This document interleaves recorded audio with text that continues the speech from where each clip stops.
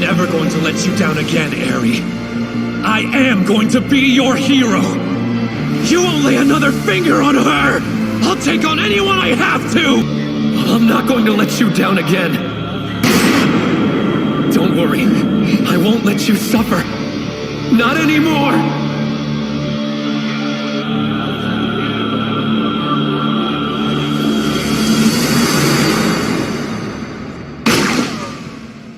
Oh my god. So finally Miroko has died. So overall has succeeded to kill Miroko and defeat him from inside, or maybe not, or something else we're planning in Horikoshi mind. So yeah, now Horikoshi has killed the quirk of Mirio, one of the most famous character after his introduction. He's always being in the top 10 in the leaderboard after if he's introduced, and one of the most cheerful and one of the most loved character to be seen in this whole scenario. But Horikoshi has taken a different step, that he has killed his quirk and make him quirkless. Only thing that came in mind is why Horikoshi need to do so. Why he need to only kill his quirk to save Eri, or have done some other creative stuff to kill his quirk, or some other way he can do it, or some other character sacrifice his quirk to stop overall to kill Eri, and why Miro quirk need to die. So for that you should go directly to the video. So as always we'll jump right into it. So as we have seen that Horikoshi has already killed Miroko quirk that is called permeation. The permeation quirk, which is by the real definition and the few basics that are being done in the anime, is that it allows the user who is able to control this quirk to pass through any object or any substantial thing, may it be any matter, through it, and that make him to even be so much precise in that only some part of his body will able to pass and some part don't. And this quirk by its own definition look like small, but when you look deep down into it, that how deadly this can be, how dangerous this can be, and how too OP it become if you use in a creative way. And the real problem was not the quirk itself, it's the character that Horikoshi has built, the character that we all know as Lemillion or Mirio Togata. The whole struggle of Mirio Togata from his lifetime has been that he was not able to control for a very long time, because his quirk being a very powerful in both offensive and defensive side, but is one of the most hardest quirk to learn, and has called one of the quirk with the highest steep to be overcome, or maybe one of the highest if you don't count like all for one. If you don't count one for all, maybe they both are very similar in nature, that how much drain on his body that make him one of the most prime candidate of making Night Eye to be in the eyes of him to become the next All Might or next holder of One for All. So that make him one of the most OP character, that how he handled that core and what make him too OP that he just cannot be defeated. So let me explain that how this whole scenario has become. So Mirio Togata has been training so hard that he has mastered all the basic properties of his own quirk, that is permeation. In the permeation we already know that he can easily pass through any object, but so the major disadvantage come with is that he lose all his senses, that mainly his whole field of view of his senses and his eyes and his nose, that make him to hold his breath. At that time only his permeation will, and due to his steep learning curve, that make him to be fail many times and have many injuries in his whole lifetime. But due to the whole struggle of both Nada and him, he was able to master it. And as we seen in the third season of My Hero Academia, we have seen that he was so overpowered that in just a glance he was able to defeat whole class 1A. The class itself that has fight with leagues of villains and defeated many one in one-on-one battle was just thrashed by Mirio Togata. That literally defined is how too OP has become when being introduced, because there's one more property of permeation, that is that if he goes inside one body, he just gonna eject out when the permission turn off. That make him do a one thing that is called propulsion that he used in a very creative way. That he not only come upwards, but he try to divert in such a way that he just gonna target in a way that he eject in a certain position that he want, and that make him have a killer move of very high speed and fragility and a surprise sneak attack, and being even called an instant transmission in some ways or another. So this high speed, the whole defensive side of it make him too OP. Just gonna think about it that nobody can touch him if he can hold the breath, because he don't always need to be holding his breath, because only some part of it can be there and he can attack at the same time.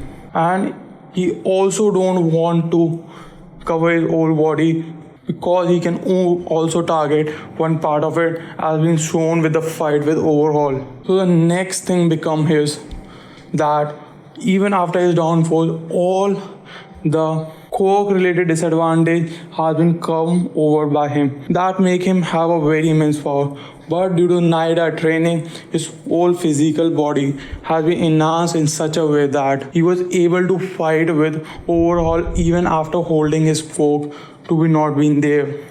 That make him have enough power to fight many characters, and due to his defensive power, other people may become quirkless in many regards, because most of their quirk will not affect on him. So when you target about some character that can cancel your quirk like Monoma or Aizawa Sensei, that make it one of the most dangerous, because in one-on-one battle he is one of the most strongest if no quirk is there. So that make him have a killer move of high speed and fragility, but that make him a very powerful ninja, a very powerful character. But why I'm saying that it need to die, because if we see other character like Endeavor, he is also very strong, a very high defense level.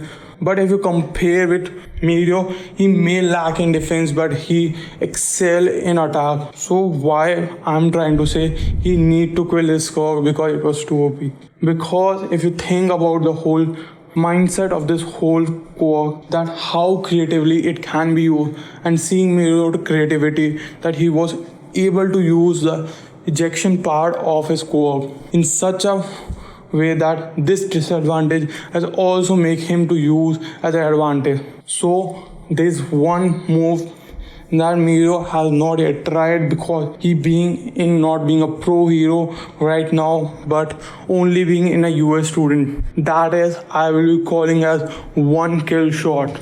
Because if you think about it, he can pass through any body, but if he precisely planned to attack any of the vital organs of any villain being there, he can easily pass through it and puncture, rupture, or totally destroy it any moment of time, because he can nearly come close to his body, and due to his ejection part, he can not be detected very easily. That make him having a huge advantage of coming close to person and do his killer move, or to capture, or to sleep somewhere, or to hypnotize someone, to easily come to someone and make him choke, make him grab, and make him powerful.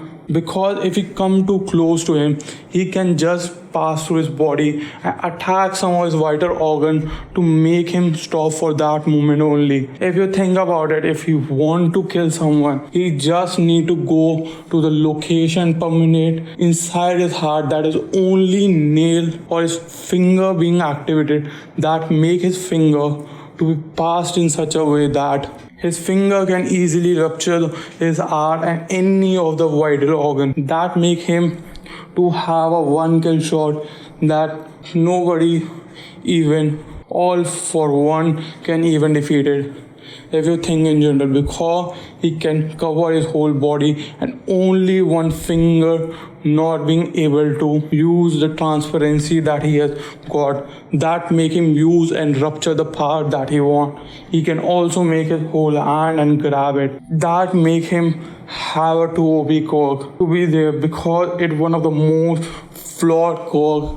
If you think about it, that make Horikoshi to think about it, that if he used in a dire situation, he may result in making Mirio to overpowered that the other characters to not evolve in a way and make Mirio to be the leader of the story and making storyline to be very raw. So to have a whole structure to be seen because we are seen in the whole arc that it is one of the most darkest arc to be there because the first arc anybody has been killed. So to continue the darkness and to set the theme, Horikoshi decided that if we need an edge that you can't let Mirio to be go out of wild and make him the pro hero because of his whole charm, his whole structure, his whole fragility, and his own will is so high that even one for all can't even defeat it.